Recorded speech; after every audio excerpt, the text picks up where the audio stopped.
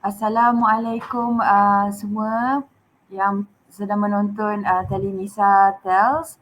Okey, sebelum saya memperkenalkan kita punya narasumber hari ini dan juga pembicara kita, saya ingin maklumkan pada semua penonton bahawa sesi Telenisa Tels pada petang ini bukannya siaran live tetapi adalah rakaman, ya. Walau bagaimanapun untuk sesi soal jawab dengan Datuk nanti, kita menggalakkan penonton untuk tinggalkan di soalan-soalan anda di ruang komen Facebook kita dan pihak Telenisa akan kumpulkan dan serahkan pada Datuk untuk Datuk jawab dan berikan jawapan lah pada soalan-soalan tersebut. Jadi jawapan-jawapan ni semua kita akan tweet di Twitter dan juga kita akan post di Facebook kita untuk rujukan tuan-tuan dan puan-puan semua. Okey, baik.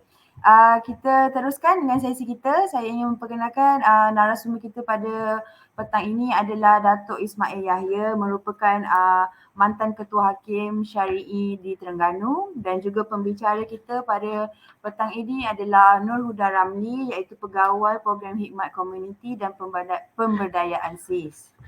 Okey, petang ini sesi kita merupakan sesi terakhir ya untuk Telenisa Tels. Kita nak bawa topik perempuan dan wali enggan. Okey, topik wali ni sebenarnya dah viral dekat Twitter baru-baru ni. Banyak perbincangan dan kisah-kisah permasalahan yang dilalui oleh perempuan dan juga topik wali ni. Jadi Telenisa kalau boleh nak bincangkan lebih lanjut lah tentang permasalahan mereka dan merujuk kepakaran dan pendapat Datuk pada petang ini. Okey, sebelum tu just background daripada topik wali ni. Sebenarnya kita tahulah bila bercakap pasal wali, terutamanya di Malaysia, memang akan bersangkut paut dengan isu pernikahan, kan, proses nak proses untuk apply kahwin dan nikah lah. Okey, so yang pertamanya Datuk, kita kalau boleh nak terangkanlah pada penonton kita pada petang ni, basic dulu sebelum kita masuk into permasalahan yang ada. Apa Datuk syarat-syarat untuk seseorang itu menjadi wali? Kalau boleh Datuk terangkan. Bismillahirrahmanirrahim. Assalamualaikum warahmatullahi wabarakatuh. Alhamdulillahirabbil alamin wa bihi nasta'in wassalatu wassalamu ala asyrafil anbiya'i wal mursalin sayyidina wa maulana Muhammad wa ala alihi wasallam. Saya pergi jauh sikit untuk menjawab soalan Irina tadi. Pertamanya saya pergi kepada nikah dulu ya. Dalam rukun nikah disebut salah satu rukunnya ialah wali. Tiap-tiap rukun nikah ada 5 ya. Iaitu sirah, lafaz ijab qabul, isteri, zaujah, suami, zauj, wali dan 2 orang saksi ya. Dan 2 orang saksi. Jadi 5 rukun ya. Tiap-tiap rukun itu ada syarat-syarat dia. Jadi bila kita pergi spesifik sikit kepada wali, syarat-syarat wali pun ditentukan menurut hukum syarak ya. Ada disebut dalam Al-Quran dan juga dalam hadis lah mengenai keperluan wali dalam akad nikah perkahwinan ya. Jadi saya tidak nak urai panjang perkara itu, ayat-ayat Quran dan hadis itu, cuma makna sabitan mengenai wali dan sebahagian daripada syaratnya ada disabitkan oleh ayat Al-Quran dan juga hadis-hadis Rasulullah SAW. Kemudian berkaitan terus pada jawapan tadi, soalan tadi, jawapannya ialah apakah syarat-syarat kepada wali. Kesimpulan yang saya boleh buat ialah ada 9 syarat ke atas saksi-saksi. Pertamanya, dia mestilah seorang Islam, dia bakal tidak gila, kemudian baligh sampai umur sampai umur ni tak kisahlah berapa umur dia pun yang penting sampai umur. Yang ketiganya ialah dia ni bukan hamba, zaman sekarang tak wujud dah, tapi itu disyaratkan oleh hukum syarak kita atau dalam kitab fiqh, makanya kita kena kekalkan syarat tersebut. Kelimanya ialah lelaki. Yang keenamnya tidak mempunyai kecacatan yang boleh menjejaskan pandangan. Seorang yang terlalu tua, tak nampak dah, selalu kabur pandangannya, jadi dikatakan tak layak untuk menjadi saksi. kerana dia tidak boleh membezakan antara lelaki yang bakal menjadi menantu dia tu dengan lelaki lain. Sampai pegat tu dia tak layak dah menjadi wali.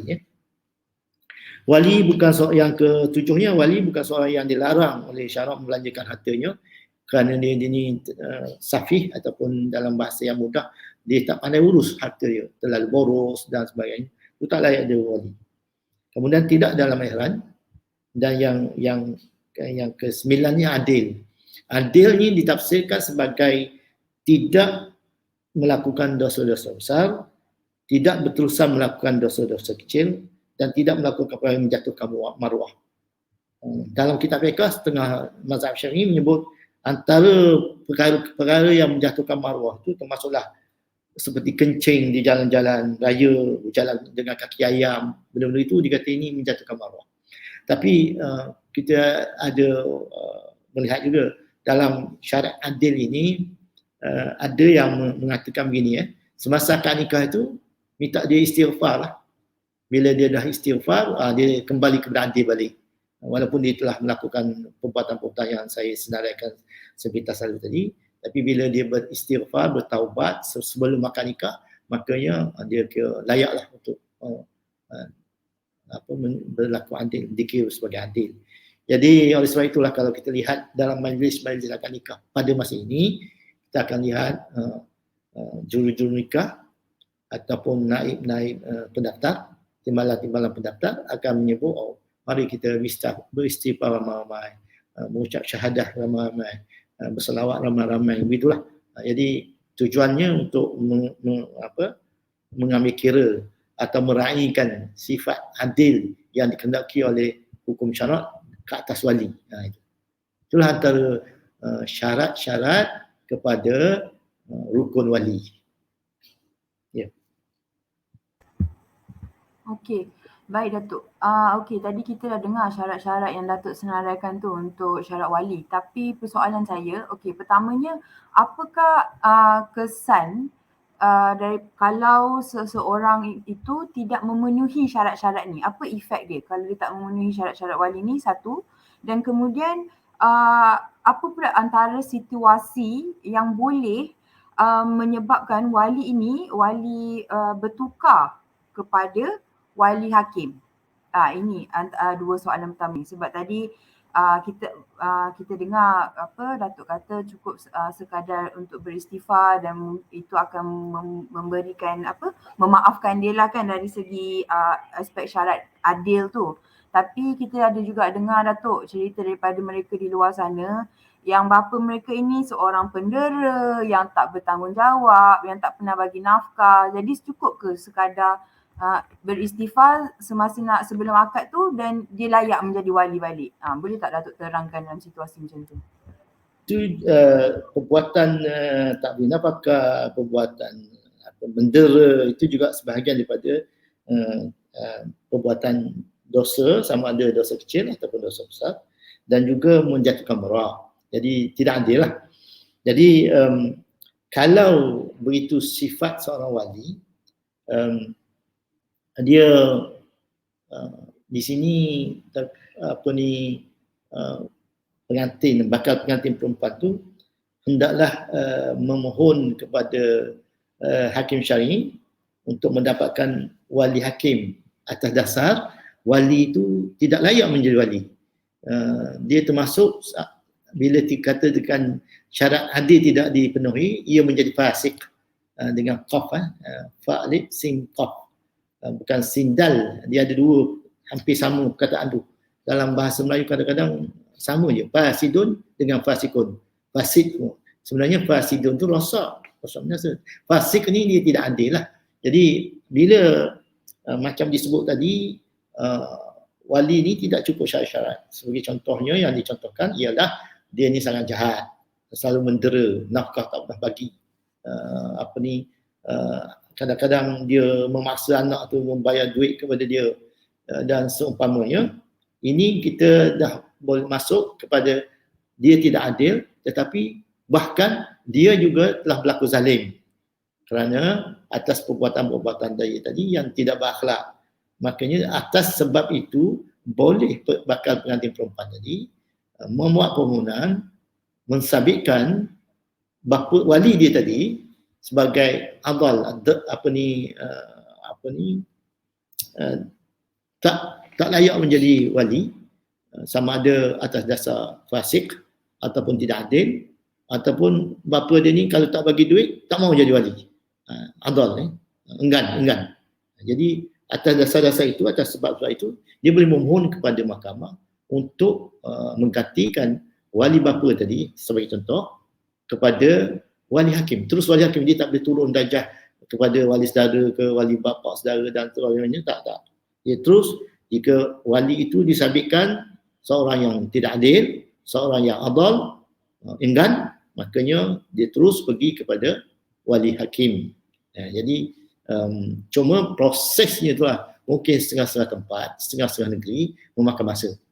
Itu saja proses untuk mendapatkan wali hakim itu, proses dia. Sebab kadang-kadang saya bagi pengalaman kadang-kadang bila permohonan perkahwinan itu kita kena memohon kepada pendaftar perkahwinan, ataupun dalam bahasa yang mudahnya di Jabatan Agama lah, Pejabat Agama Daerah dan sebagainya.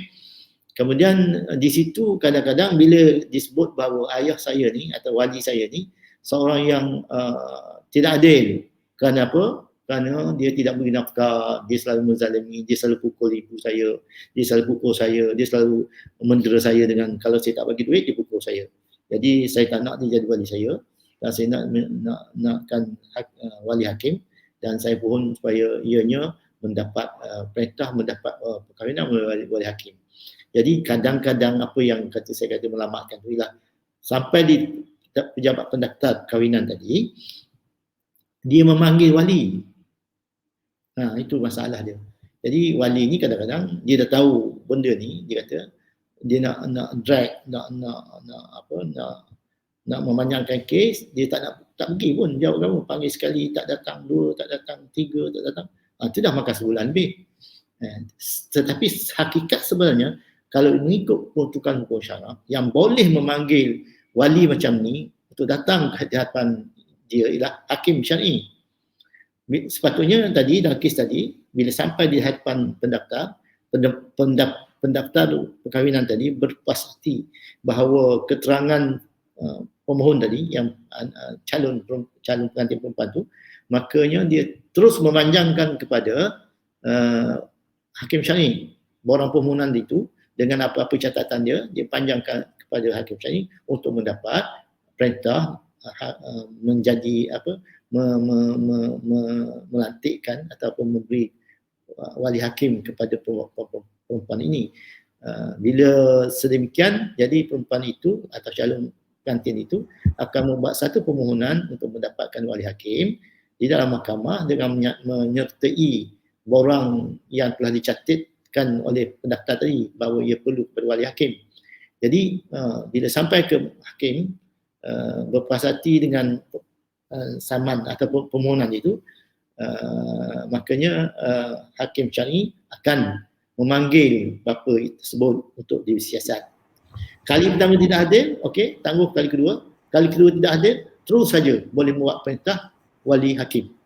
Itu kuasa yang diberikan oleh hukum syarak kepada hakim syar'i.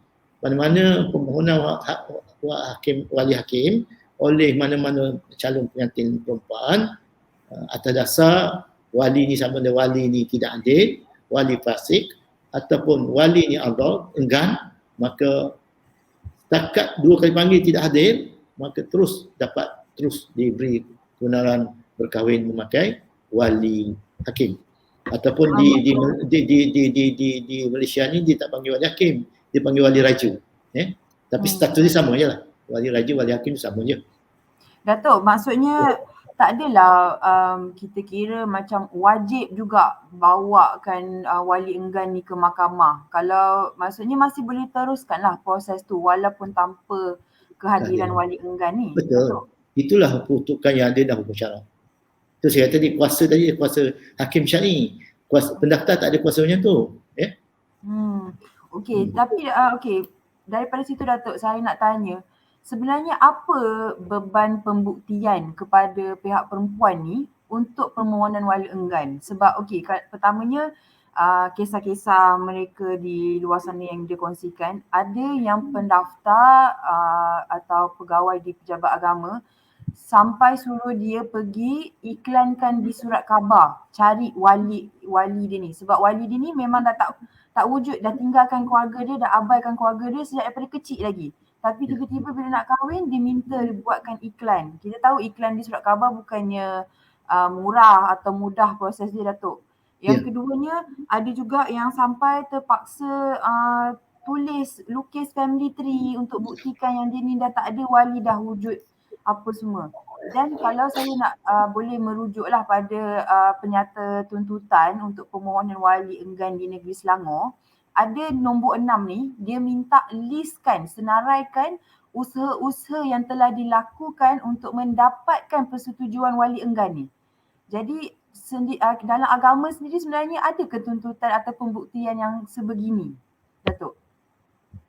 Ini enggan sajalah bukan Enggan. bukan dasar ta'adil tadi enggan. Ini ta'adil tadi saya kata fasik ataupun akhlak buruk, itu ia satu. Ini wali raja juga boleh kerana wali enggan. Saya bagi dalam menjawab soalan ini, saya bagi satu contoh lah, contoh yang betul-betul berlaku. Ada satu kes, ayah dan ibu dia bercerai, tetapi kedua-duanya ada profession lah. Ayah dan ibu ni berprofession, tapi mereka bercerai, meninggalkan anak-anak lah, termasuklah salah seorangnya lah anak perempuan. Ayah ni bila bercerai dengan ibu pada bakal pengantin perempuan ni, sangat marah kepada ibu, kepada bakal pengantin itu, maknanya bekas isteri lah, sangat marah. Dan sampai tak nak ambil kisah pasal anak-anak. Oleh sebab perempuan ni, janda dia lah dalam bahasa kasarnya, telah pun ada berprofession, so dia boleh tanggung sendiri lah anak-anak dia ni, walaupun sepatutnya ayah yang menanggung, tapi sebab dia berprofession, dia peduli apa, tak nak bagi nafkah tak apalah, sebab dia ada kemampuan. Okey, sampailah masa anak perempuan ini nak berkahwin. Jadi oleh sebab dia sakit hati, entah apa sebab, wallahualam lah, tapi dilaporkan sangat sakit hati kepada janda dia ni, dia tak mau menjadi wali kepada anak tersebut, walaupun itu anak dia. Jadi prosesnya tadilah, dia perempuan ini pergi ke pejabat agama, bahagian pendaftaran perkahwinan, masukkan borang permohonan di situ, dan dia terus sebutlah bahawa setakat hari ini sehingga kini bapanya sebagai wali menurut tertib telah enggan untuk menjadi wali. Jadi pejabat agama tidak dibenarkan atau tidak ada bidang kuasa untuk mengarahkan dia membuat iklan dasar abah, tak. Dia hanya budak ini sebab mungkin cerdik sikit, budak ni pun ada profession juga bila dia nak kahwin ni, terus dia bawa bapa-bapa saudara dia, adik-beradik pada ayah dia, untuk memberitahu pendaftar bahawa memang ayah dia ni tak mau menjadi wali. Jadi atas dasar keterangan bapa saudara, adik-beradik kepada bapa dia tu mengatakan bahawa dia dah bercerai mak bapak dia, jadi tak apa sebab dia terlalu mahu kepada ibu budak ni, maka sampai anak pun dia marah. Jadi memang tidak ada hubungan langsung antara anak dengan ayah. Oleh sebab itu, bila anak nak menikah, dia tak mau ambil peduli, tak mau ambil kisah, tak mau ambil perjalanan apa-apa pun. Hatta tak mau menjadi wali. Jadi berdasarkan keterangan bapa saudara kepada perempuan ini, maka pendaftar terus mengangkatkan permohonan tersebut kepada hakim syar'i. Dan hakim syar'i macam saya sebut tadi, bila dah ada laporan tersembunyikan, dia tak siasat, dia terus dia panggil bapa tersebut. Jadi dalam kes yang saya nak sebut ni, nasib baik bapa tu datang terus. Sekali panggil, kali pertama panggil, terus datang. Dan menceritakan bahawa dia memang tidak setuju menjadi wali kepada anak ini. Walaupun ini anak saya, tetapi saya sangat benci kepada ibu dia, ayah dia. Jadi tak ada lain, hakim itu tak ada pilihan lain melainkan perkahwinan wali raja. Sebab tak ada sebab asas kuat untuk awak enggan menjadi wali. Kata pulang pada hakim, hakim nak pakai wali apa pulang. Tapi saya sekali-kali tidak akan menjadi wali ke atas perkahwinan anak saya. Sekali panggil dia sudah selesai untuk diperintahkan perkahwinan tersebut memakai wali raja, wali hakim lah. Baik, yang soalan yang timbul tadi, pendaftar mau mengiklankan dalam soal sebenarnya itu tak berlaku, tak patut berlaku. Yang mengarahkan iklan dalam soal ni adalah hakim syar'i. Sekiranya dia ada beberapa alternatif dalam undang-undang penilaian tata cara mal ni untuk penyampaian saman, antaranya iklan soal ataupun saman itu kepada ayah dia tak tahu mana dia duduk, tampal dia di masjid yang dikatakan takhir dia duduk atau di balai raya di mana dia tak duduk atau di tempat di mana dia berada dikatakan bekerja takhir. Jadi itu salah satu cara lah. Termasuklah salah satu lagi kalau agak tidak menyusahkan pengantin perempuan tadi melalui elat surat khabar. Tapi itulah kita kadang-kadang hari ini surat khabar siapa baca? Semua orang baca online semua. Jadi saya berpendapatlah dalam kes ini kita kena ubah cara, iaitu dengan menampal je iklan saman, salinan saman tersebut di tempat-tempat sekurangnya 3 tempat yang dirasakan ayah dia ni pernah berada ataupun boleh jadi akan berada. Macam saya sebut tadi, di masjid ataupun di balai raya atau dewan sivik ataupun di tempat-tempat awam yang boleh menyatakan bahawa keperluan orang ini, ayah ni datang ke mahkamah untuk memberi keterangan bagi membolehkan anak dia berkahwin. Kita tak menguduh kata alasan itu ialah untuk memberi keterangan ke dalam mahkamah bagi membolehkan anak dia berkahwin. Bukan kata kamu dituduh telah enggan dan tidak. Ayat dia baik dari polite lah untuk menarik perhatian yang ayah ini.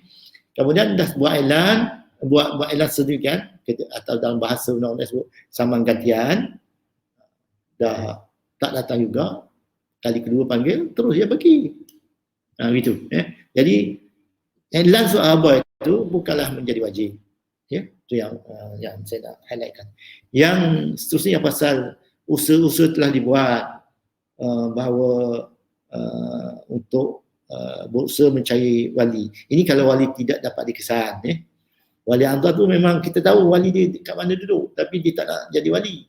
Begitu juga kalau wali ni disebutkan tidak adil tadi, yang mustahaknya kita boleh senaraikan, perempuan ni boleh senaraikan apa yang ketidakadilan ayah dia. Contohnya, saya pernah, pengalaman saya lah, bila mana dikatakan ayahnya tidak pernah solat, katakan begitu memang kalau dalam hukum syarak tak solat, fasik. Bila fasik, tak layak jadi wali. Jadi dalam bab itu kita bila dikatakan begitu, kita panggil ayah tersebut dan minta buktikan bahawa dia tidak fasik. Begitulah, mudah. Pernahkah awak pergi solat jemaat berapa rakaat? Ahli tapukan jawab, kita kata ni memang tak solat lah. Oleh sebab itu kita boleh terus bagi wali raja. Kemudian cuma dalam amalan lah, ini dalam amalan. Tapi boleh juga berubah dalam amalan untuk bagi maksud untuk meyakinkan kita bahawa akad nikah itu sah. Kita beri kuasa wali raja, tetapi kita minta dia akad nikahkan di luar daripada pemustatinan ayah dia.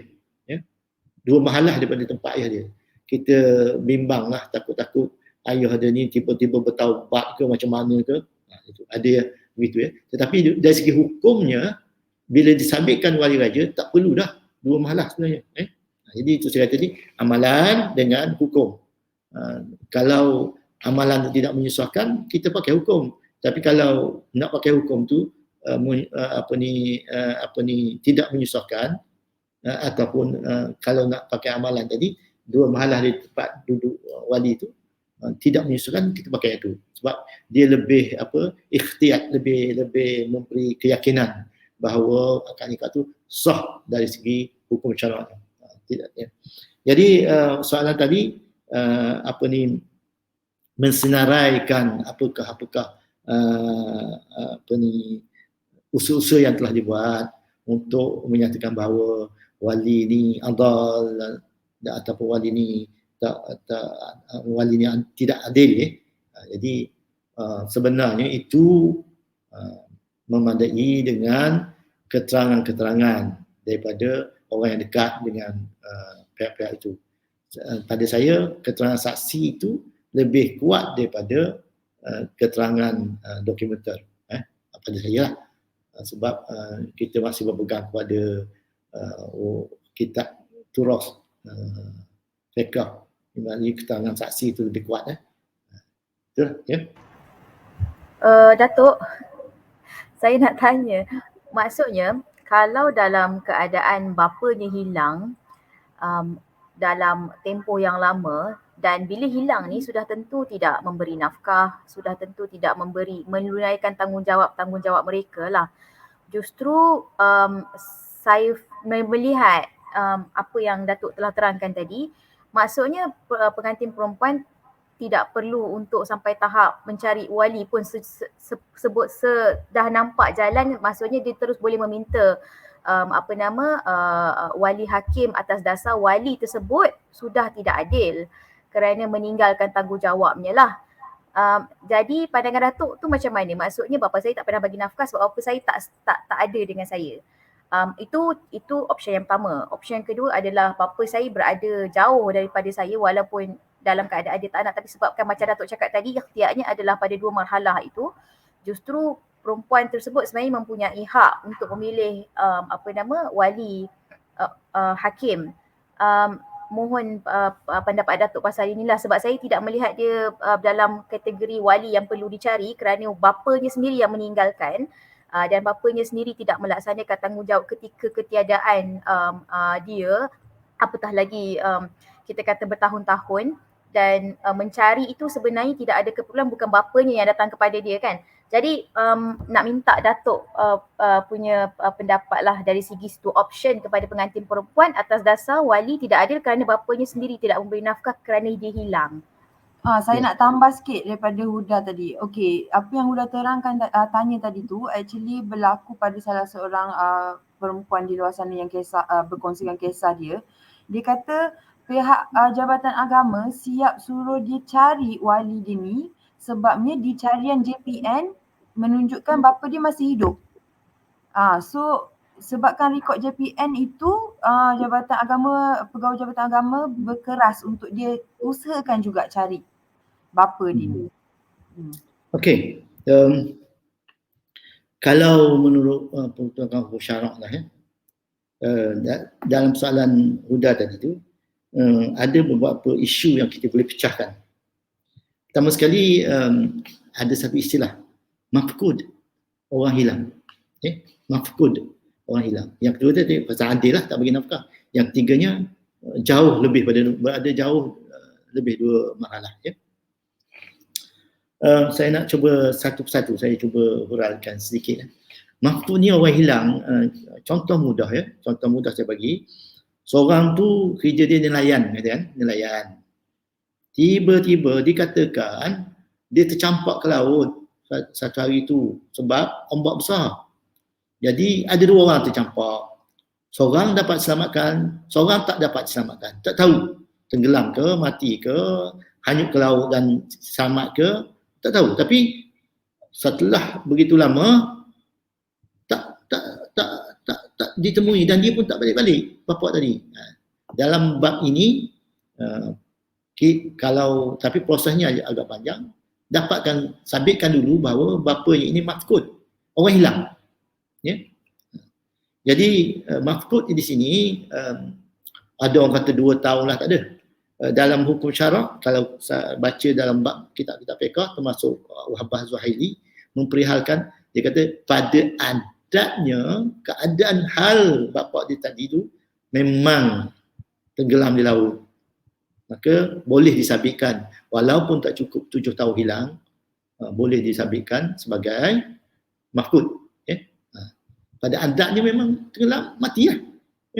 Kecuali dia datang, maknanya ayah tu datang, takkanlah 2 tahun ataupun 3 tahun selepas yang dikatakan tenggelam tadi tak balik-balik, kita kata dia masih hidup. Okey, itu yang pertama, mudah mafkud. Kalau bahasa payah sikit, contoh tragedi MH370. Katakan ayah ada dalam kapal terbang tu, tiba-tiba hilang sampai sekarang tak tahu cerita. Nak kahwin, wali ayah dia tak ada, tak tahu mati ke tidak, tak tahu. Belum disabitkan katakan mati, meninggal dunia, belum keluar surat sijil kematian, contohnya begitu. Maka pergilah ke mahkamah syariah untuk mensabitkan bapanya itu sebagai mafkud. Bila bapa dia mafkud, disabitkan mafkud, maka dia boleh berkahwin melalui wali raja atau wali hakim. Itu yang pertama. Yang kedua pasal andil tadi lah. Andil tadi saya dah hurai sedikit tadi. Andil tu tak beri nafkah pun, andil melayan secara kasar ataupun tidak beribadat yang wajib kepada Allah SWT, membuat dosa-dosa kecil, dosa-dosa besar, semua tu dia kira tidak adil. Jadinya macam mana kita nak buktikan bahawa ayahnya tidak adil? Senang, pada saya senang. Kalau dia tak bagi nafkah, dia buktikanlah yang dia bagi nafkah. Kalau dia datang, kalau tak datang, kita sebutlah dia bayar kat mana? Tak ada, melalui akaun bank ke, cash ke, tak ada, semua tak ada. Jadi bawalah saksi seorang atau 2 orang lelaki mengatakan tak pernah jumpa ayahnya ini, dan oleh sebab itu saya tak nampaklah dia bagi duit kepada ataupun wang ataupun nafkah kepada anak ini. Walhal anak ni perlukan nafkah, contohnya begitu ya. Kemudian kalau tentang tak beribadat yang khusus kepada Allah Ta'ala, lagi senang ya. Macam saya kata tadi, contohnya kalau tak solat, orang boleh bawa saksi imam masjid ke atau bilal masjid ke. Tiap-tiap hari Jumaat, orang pergi sembahyang Jumaat. Semua Jumaat mukim itu atau qaryah itu sembahyang Jumaat di masjid ini. Kecuali dia tak pernah nampak. Dan macam mana awak nampak tu Tuan Imam? Memang saya datang untuk hari Jumaat sedikit lewat pada orang lain. Katakan imam kata begitu. Saya akan datang lewat sikit dan saya tahu anak mukim saya. Saya kenal anak mukim saya, lelaki ni. Cukup dah. Begitu. Datang Bilal kata sedemikian juga, maka boleh disabitkan sebagai tidak adil dan akhirnya boleh dibuat dilakukan atau dibenarkan melalui wali hakim. Yang ketiga jauh. Jauh ni kena kita ambil mazhab Syafi'i lah ya. Syafi'i mengatakan kalau pada masa akad nikah itu wali yang patut menjadi wali, katakan ayah menjadi wali, pada masa itu ayah berada jauhnya lebih daripada 2 mahalah. 2 mahalah ni dikira oleh Imam mazhab Syafi'i lah sekadar pada hari ini kira-kira lebih kurang 88.9 km mengikut kiraan mazhab Syafi'i. Jadi katakanlah kita ambil 90 lah, 90 km ya. Kita ambil tambah sikit. Jadi kalau seorang bapa itu pada masa akad nikah hendak jalankan berada lebih pada 90 km dan tak dapat dihubungi. Contohnya lah bapa si perempuan ni tempat terakhir yang diketahui lah berada di Kuala Terengganu katakan begitu ya. Tiba-tiba akad nikah ni nak diadakan di Kelang, di Kampung Jawa Kelang contohnya begitu. Jadi jarak antara Kampung Jawa Kelang dengan Kuala Terengganu tu lebih pada 90 km. Jadi dan tak dapat dikesan di mana dia berada. Kalau kita nak ambil jarak sahaja pun dah boleh untuk akad nikahkan melalui wali hakim atas dasar lebih pada 2 marhalah ya. Cara pembuktian untuk bukti bahawa ayah dia ni berada jauh 2 marhalah, macam tadi juga lah, orang-orang di Kampung Jawa Kelang ni tak pernah nampak pun ayah dia datang, dan keluarga ayah dia di Kuala Terengganu katakan memang 2 tahun lepas ataupun setahun lepas memang dia duduk di sini lah, tapi sekarang tak tahu duduk mana. Jadi atas dasar itu pun boleh disabitkan akad nikah itu dilangsungkan melalui wali hakim atau wali raja. Kemudian satu kes yang saya nak cerita pasal jarak jauh ni, satu kes berlaku Ayah dia ialah pemandu taksi. Pada masa akad nikah hendak dijalankan, ayah dia ni berada di tempat satu yang jauh lah. Atas dasar itu, maka dia telah mendapat kahwinan memakai wali raja. Tiba-tiba pada masa akad nikah tu, ayah dia datang ke tempat nikah tu, tapi dia tak tahu. Ayah dia tak tahu yang anak dia menikah di situ. Cuma dia hantar seorang penumpang ke tempat itu. Jadi bila dia tahu anak dia menikah di situ dan pada waktu itu, maka dia memohon, ayah dia memohon kepada mahkamah hakim syar'i supaya dibatalkan nikah tersebut atas dasar pada masa nikah itu dia berada dalam kampung di mana akad nikah dilangsungkan, tak lebih pada 2 mahlah lah. Jadi siasatan dibuat. Mana bukti dia? Dia kata, ni saya punya penumpang ni boleh beri keterangan pada jam berapa, pukul jam berapa, hari apa, waktu dia bila, di tempat mana dia datang ke rumah penumpang itu untuk hantar penumpang itu balik. Dan akad nikah itu pun tak jauh daripada rumah penumpang itu.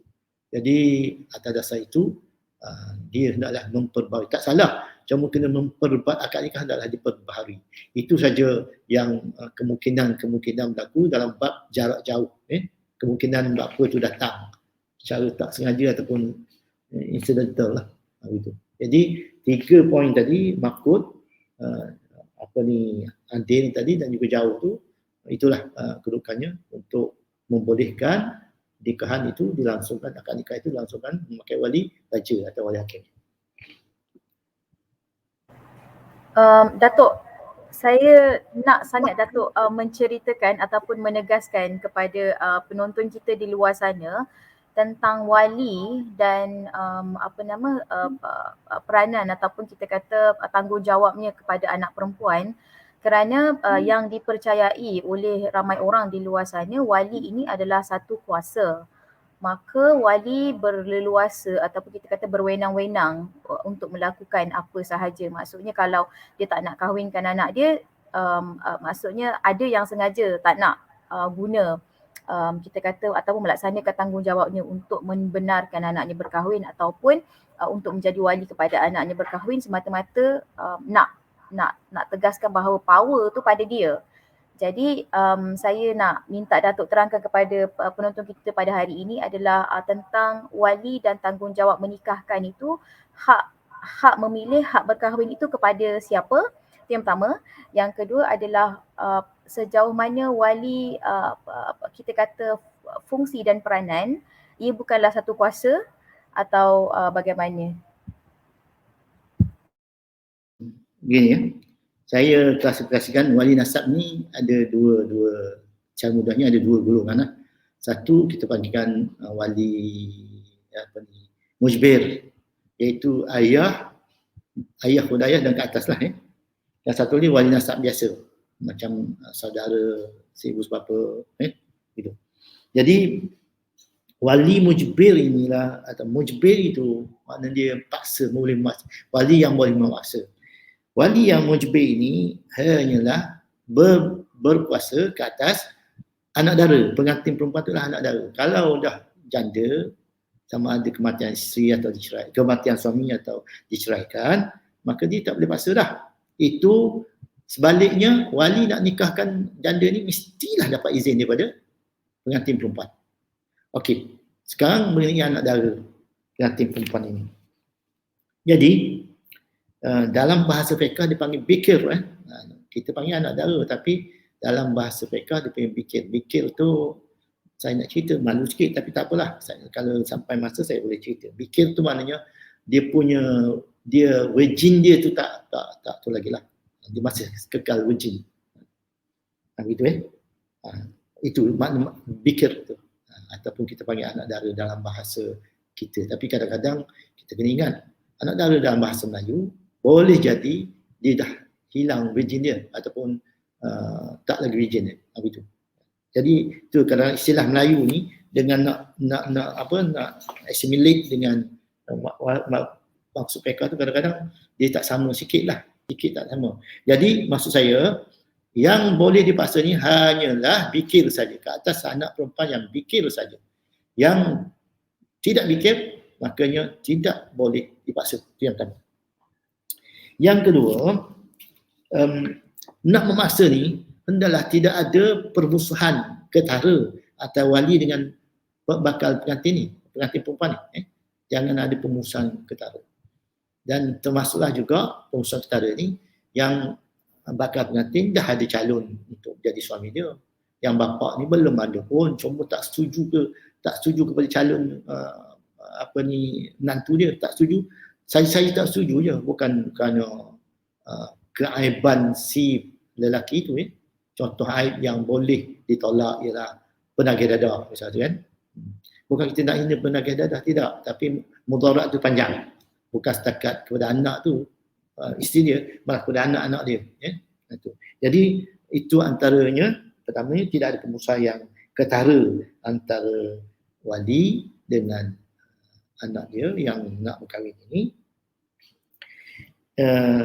Keduanya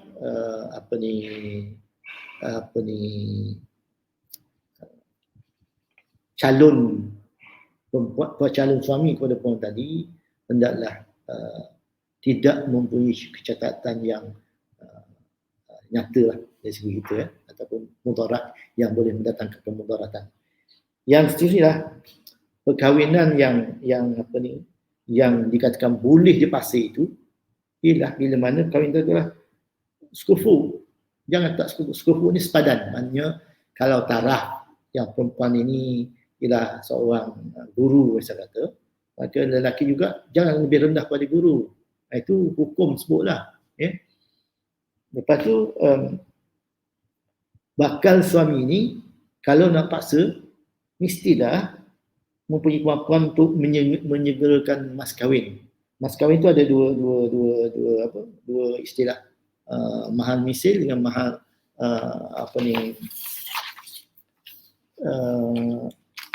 mahar musammah. Jadi dalam kes ini, dalam kes kufu ini, ia hendaklah mahar misil. Mahar misil. Mahar misil ni mahar sebanding. Kalau dah kakak dulu ada kahwin dengan mas kahwin banyak ni, maka adik ni kalau nak kahwin, yang boleh dipastilah mesti tidak rendah daripada mahar yang mas kahwin kakak dia dahulu. Maksudnya. Kalau mahar musammah itulah kedua pihak setuju. Itu mahar musammah, mas kahwin bersetuju. Dan pihak lelaki pihak perempuan setuju, katakan RM500 mas kahwin, maka itulah nikah musammah. Yang misil tadi, kakak dia dulu 1,000 mas kahwin, maka adik ni hendaklah 1,000 jugalah. Tetapi kalau bapa tak setuju dengan satu-satu akad nikah yang akan dilangsungkan itu kerana atas dasar mahar, maka ketentuannya lah berdasarkan mahar misil. Kemudian satu lagi perkara yang saya perlu sebut bahawa bapa ataupun wali mujbir ini, selain wali mujbir, ia tidak boleh paksa kepada perempuan itu untuk berkahwin dengan yang ditentukan oleh wali. Walaupun apa sekalipun, dia tetap menjadi wali saja, menurut kehendak perempuan.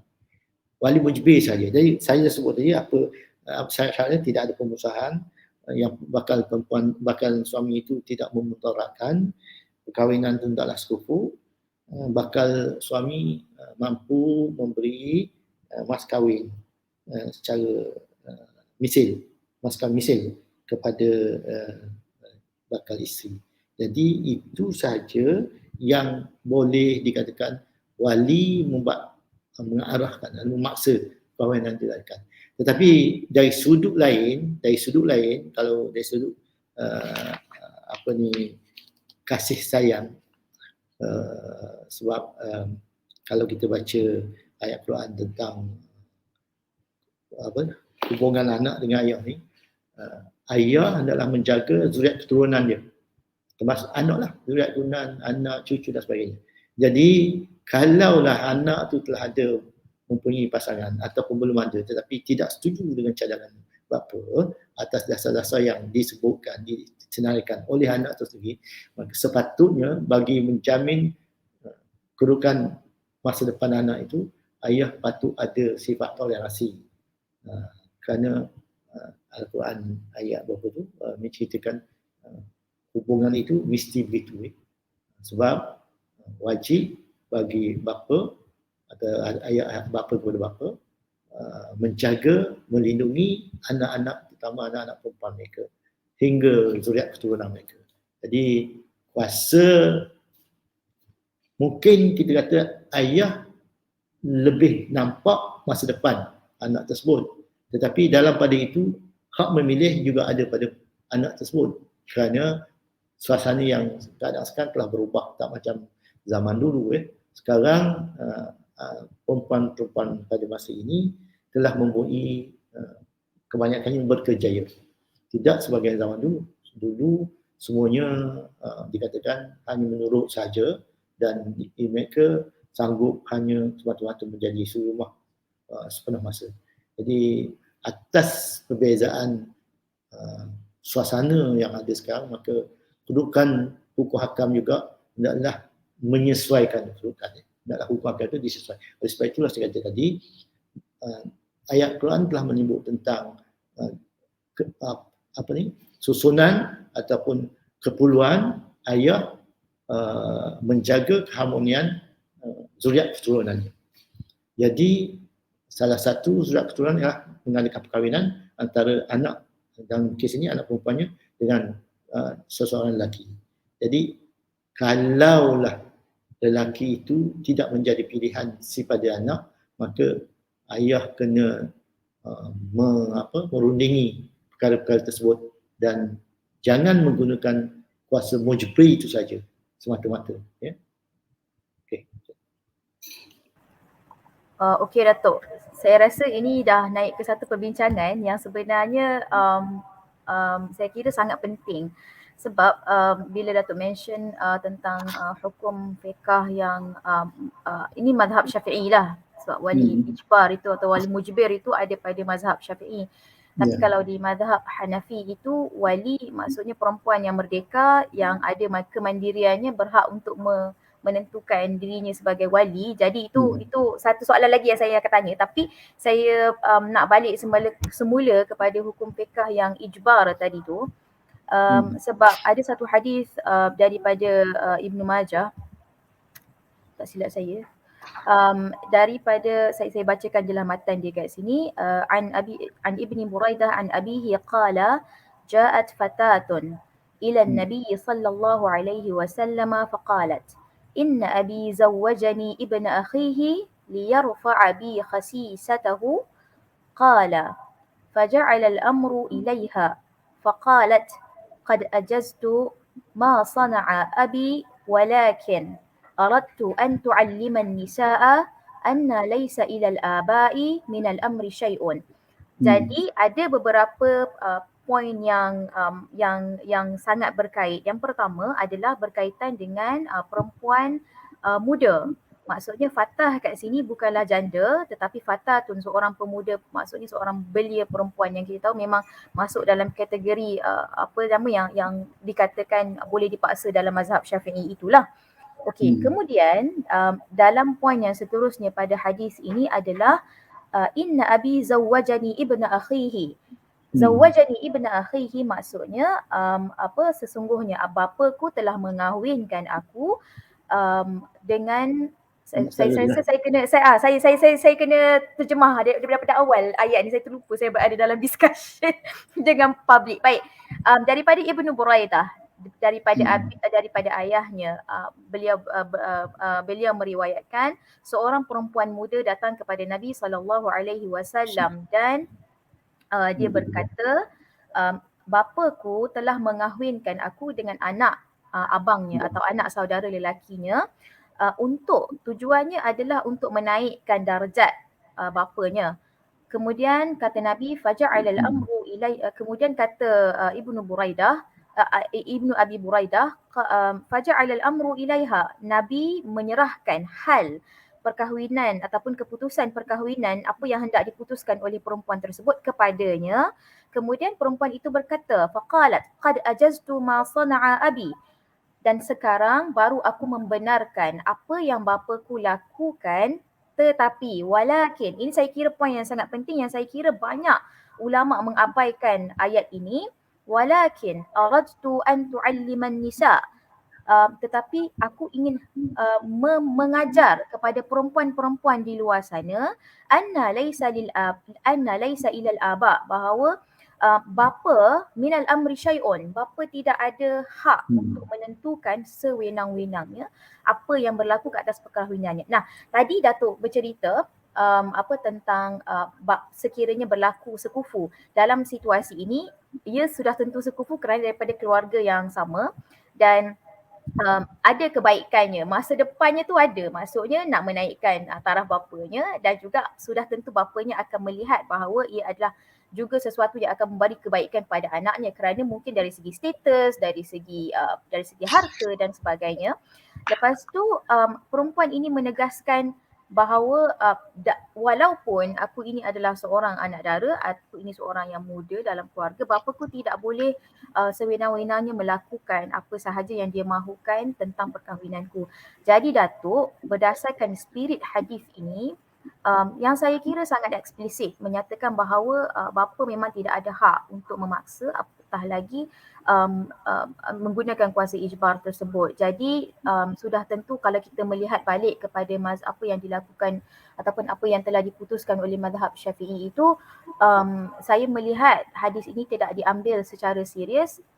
Bahkan apa yang diambil secara serius itu hadis lain, macam contoh la nikaha illa biwali, yang maknanya itu di stretch kepada wajib boleh ijbar. Macam mana Datuk dalam keadaan ini kan, kita tahu hukum fiqah itu dibentuk dengan konteksnya yang tersendiri, dibentuk dengan kita kata dengan pemahaman mereka yang ulama tersendiri.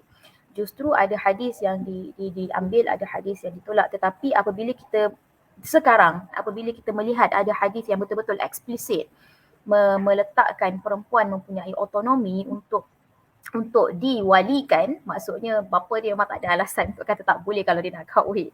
Sebab memang dia kata kat sini aradtu an ta'laman nisa, aku nak perempuan-perempuan semua tahu kat luar sana.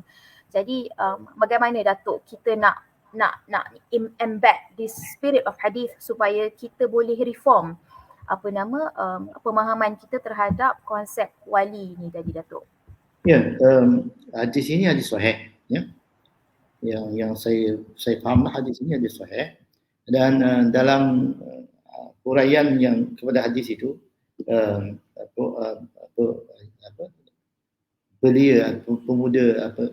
remaja perempuan ini tujuan dia untuk memberitahu wanita-wanita lain bahawa mengajar satu pengajaran kepada wanita lain bahawa kuasa untuk memilih suami itu berada di tangan kita, perempuan itu sendiri. Dalam hadis ini, kalau kita lihat sepintas lagu, tujuan perkahwinan yang dibuat, yang diatur oleh bapanya itu, yang menikahkan dia dengan anak lelaki saudara kepada ayahnya itu, tujuannya untuk menaikkan darjah bapa dia, bukan anak dia. Jadi kita tak nampak di situ ada kufur. Jadi saya faham dalam hadis ini tak dijelaskan kufurnya. Kalaupun kita terjemahkan tujuannya untuk menaikkan taraf si anak tersebut, apa dia kufur di situ? Kufur ni kalau mazhab Syafi'i pun saya dah lupa sangat perkara ni, tapi seingat saya ada beberapa kriteria kufur. Pertamanya dari segi kesihatan, keduanya dari segi pendapatan, ketiganya dari segi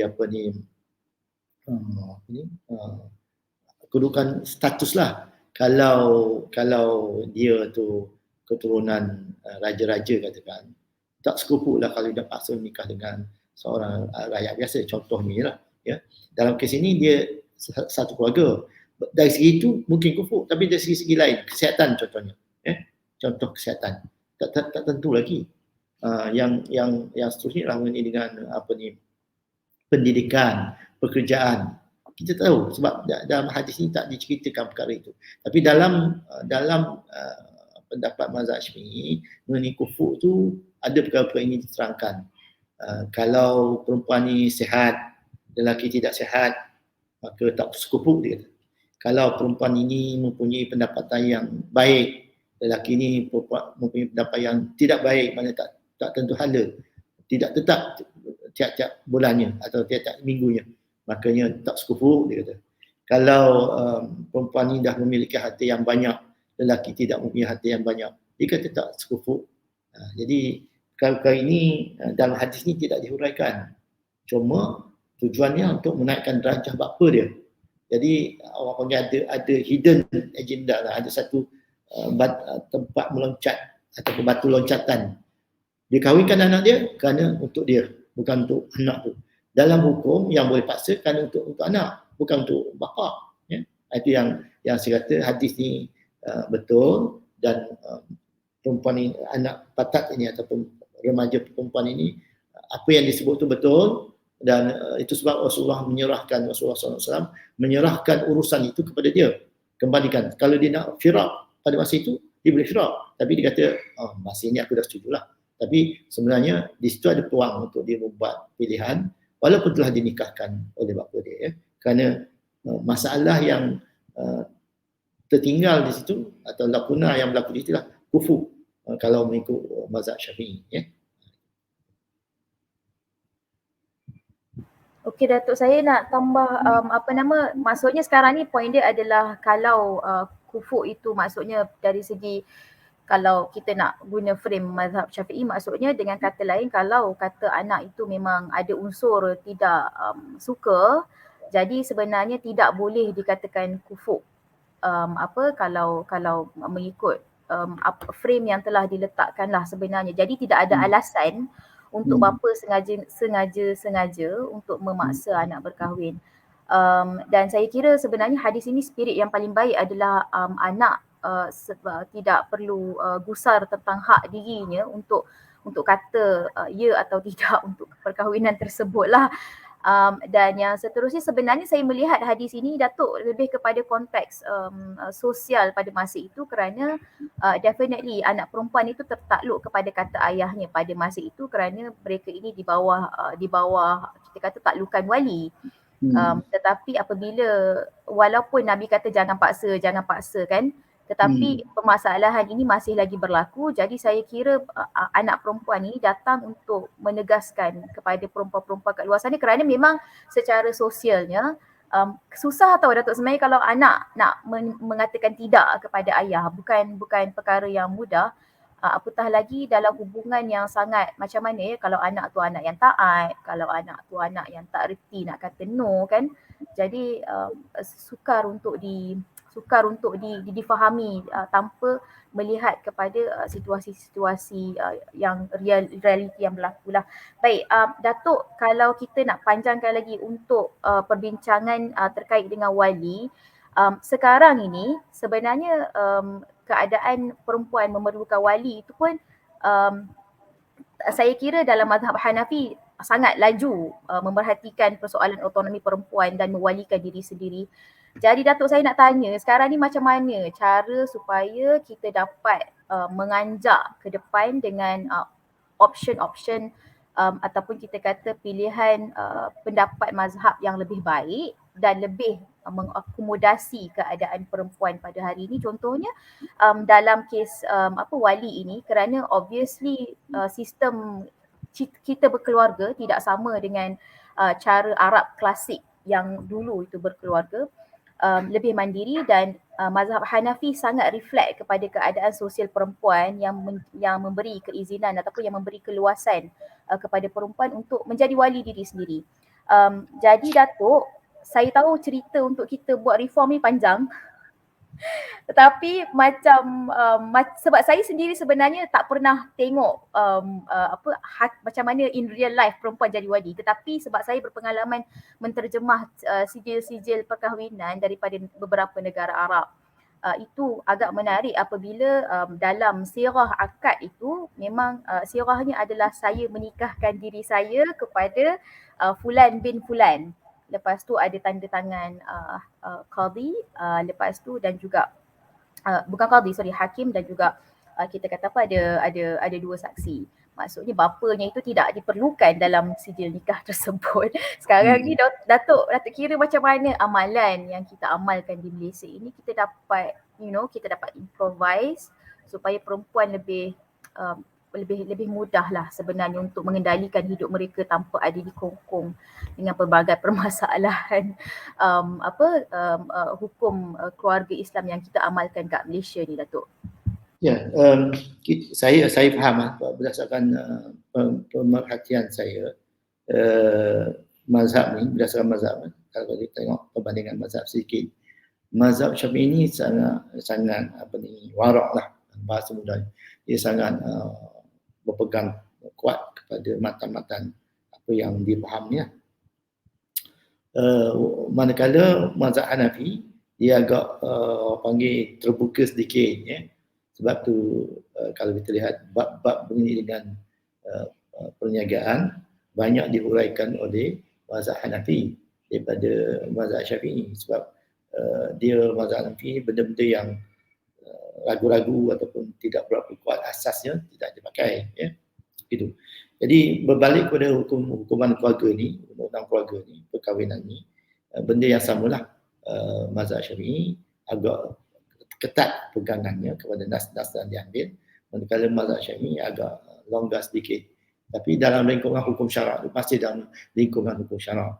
Oleh sebab itu, kalau kita hendak kepada yang lebih longgar, yang lebih acceptable dalam keadaan semasa, yang borderless sekarang ni, state ni, kita katakan borderless state sekarang ni, makanya kita boleh berpindah dengan syarat, pihak berkuasa juga hendaklah bersetuju untuk maksud itu. Sebab pada hari ini kalau ikut tafsiran undang-undang, hukum syarak tu amalan fiqh yang berdasarkan, mula-mula disebut berdasarkan mazhab Syafi'i, lepas tu baru mazhab-mazhab lain. Tetapi kalau disebut hukum fiqh tu yang kita nak amal adalah berdasarkan pendapat mazhab mana-mana mazhab yang muktabar. Saya rasa itu lebih baguslah, tapi setakat ini undang-undang kita menyebut sedemikian. Maknanya hendaklah hukum syarak amalan fiqhnya adalah berdasarkan mazhab Syafi'i, Hanafi, Hanbali, Maliki. Dia dah tertib begitu. Jadi ada satu idea, satu pun tukar undang-undang. Jadi oleh sebab itu pada saya lah, kita kena break the ice ni lah, iceberg kita ni kena pecah dulu supaya kita faham hukum syarak tu dalam arti kata mana-mana mazhab yang sesuai pada zaman kita. Itu baru setelah kita boleh buat sedemikian, barulah kita boleh tidak terikat. Tidak, dia akan terikat sebab ianya diperuntukkan oleh undang-undang. Itu pada saya lah. Jadi undang-undang ni juga hendaklah ditaati kerana dia diluluskan oleh pemerintah.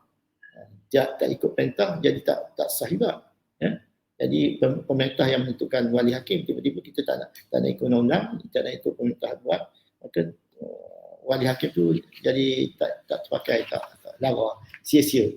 Jadi kesimpulan yang boleh saya katakan bahawa apa yang disebut itu dari segi amalannya bersesuaian dengan keadaan semasa. Tapi undang-undang yang mentadbir kita pada hari ini belum berubah ke arah itu. Oleh sebab itu, kita tak boleh ubah begitu saja, hendaklah kena diubahkan dulu untuk undang-undang. Itulah. Ya.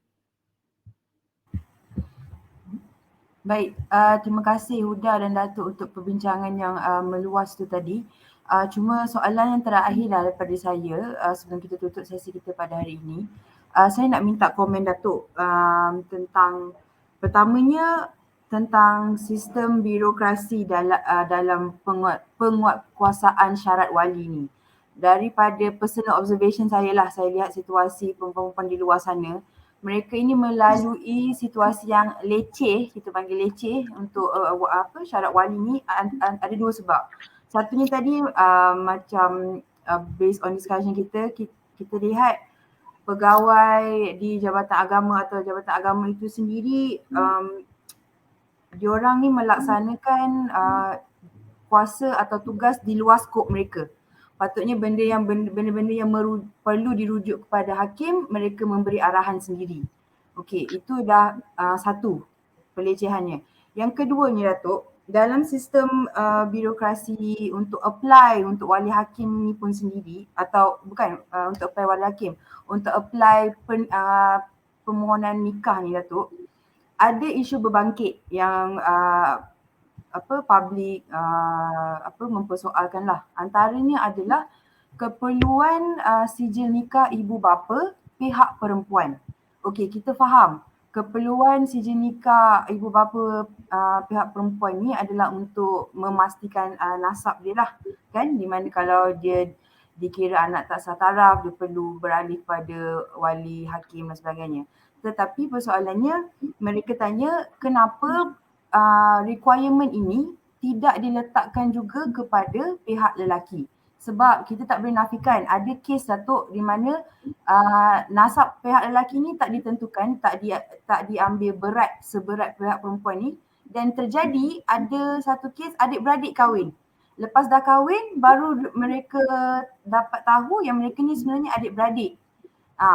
Okey. So dekat sini kita juga faham yang memang Mahkamah Syari'i ada kuasa untuk memfarakkan atau pisahkan mereka, dan anak-anak mereka itu statusnya anak syubhah lah.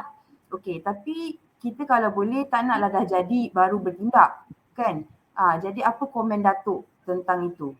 Tentang sistem birokrasi kita dan juga skop penguatkuasaan pegawai di Jabatan Agama ni. Ya, dalam pemerhatian saya mengenai birokrasi ni, di Jabatan Agama dan juga Mahkamah Syariah pada hari ini memang wujud dah. Apa yang pada saya puncanya ialah kerana mereka tidak datang memahami undang-undang bersama hukum syarak. Ya. Ini nas undang-undang, mana rujukan dia? Hukum syaraknya. Ini hukum syarak, mana peruntukan undang-undang? Misal, biar sampai begitu. Jadi oleh sebab itulah berlaku perkara yang mereka buat di luar bidang kuasa mereka. Sebagaimana yang disebut sebentar tadi, saya pun pernah mengalami perkara macam ni. Zaman dulu kan, tak berapa strict sangat undang-undang ni. Jadi seorang lelaki, dia daripada satu negeri itu, daripada hujung negeri ke hujung negeri, dia menikah, tak dapat anak ke, ada anak ke, lepas tu dia rasa nak pindah, dia pindah. Sampai tempat dia duduk pula, dia menikah pula, lepas tu ada anak ke anak, dia pindah. Lepas tu isteri dia tak bawa, kalau ada anak pun dia tak bawa, dia tinggal di situ. Dia merantau lagi sampai ke Singapura. Berapa orang isteri dah dia daripada negeri ni sampai ke Singapura tu, berapa isteri dah dia dan berapa orang anak dia. Jadi satu kes yang berlaku, anak dia ni masing-masing bekerja di Johor pada masa sekarang ataupun 10 tahun yang lalu, kerja di Johor. Entah macam mana berkenan lah antara anak dia ni yang sebut tadi, akhirnya berlakulah perkahwinan antara adik-beradik satu bapa. Berlaku. Dan sebab tadilah birokrasi kita tak mengambil berat perkara lelaki, yang perempuan yang diambil berat. Dan sampailah satu peringkat hingga lahirlah seorang anak dan kemudian mereka bercerai. Semasa bercerai itulah baru dia tahu bahawa mereka ini adalah adik-beradik sebapa. Ini benda tu memang berlaku. Sebagai yang Salah sebut tadi, memang berlaku. Tidak dinafikan. Oleh sebab itu saya kata tadi, puncanya ialah kerana pegawai yang berkhidmat untuk orang awam ni, bagi pihak-pihak yang untuk keperluan awam ni, khususnya bagian nikah kahwin, sama ada di Jabatan Agama ataupun di mahkamah, mereka tidak didedahkan dengan undang-undang dan juga peruntukan undang-undang dan juga peruntukan hukum syarak. Saya nampaklah begitu itu pandangan saya lah. Sebab lulus dia sarjana muda syariah, ada dia permohonan undang ataupun ada LLB syariah, cukuplah jadi hakim. Jadi walhal dia tak bergaul dalam masyarakat dan SOP pun tak berapa buat. Kalau buat pun buat berdasarkan apa yang mereka faham SOP. Tak berujuk kepada hukum syarak dan undang-undang. Ya? Jadi ini yang timbul masalah. Sebab itulah bukan sahaja pasal perkahwinan, pada saya, kalau tanya saya tak berapa setuju bila dikendaki surat nikah mak ayah tu, ya. Dah nama didaftarkan begitu, pakai je lah yang dalam tu, yang hakikat tu kita tak perlu menyiasatnya. Sebab apa kita buat siasatan? Ada hukum mengatakan yang sahih itulah yang kita pakai. Sebab apa kita nak pergi korek sampai sah nikah ayah dia ni anak haram ke anak sah taraf. Itu bukan tugas kita. Zahirnya dia anak pasangan ni, kita nikah je lah. Kalau pun tak betul, itu bukan tugas kita. Allah menentukan. Jadi ada orang kata tak betul lah pendapat semikian. Saya kata tak apa, tak betul pendapat saya. Saya faham dari segi hukum syarak berdasarkan usul fiqh, begitu ya. Siapa nak siasat dalam-dalam tu tak payah. Ya, bukan tugas kita. Zahir sahaja kita pakai. Jadi untuk maksud itu saya katakan lagi sekali, kita kena kembali kepada faham tak faham undang-undang, faham tak faham hukum syarak.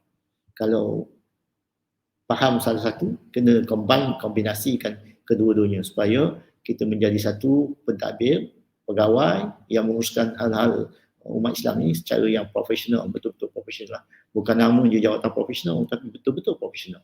Yang itu yang saya boleh komen sedikit. Terima kasih. Baiklah. Baik Datuk, terima kasih Datuk.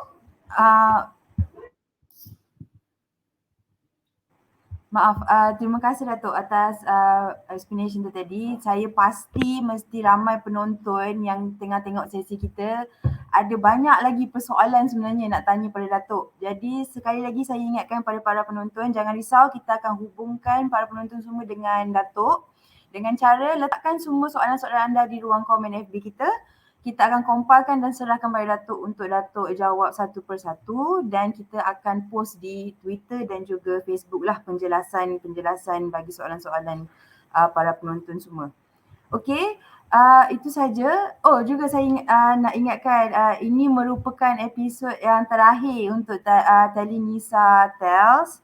Tapi jangan bimbang, pihak Telinisa akan berusaha lagi untuk mewujudkan program-program di masa hadapan untuk membantu para wanita di luar sana. Okey, itu saja. Terima kasih. Assalamualaikum. Terima kasih Datuk.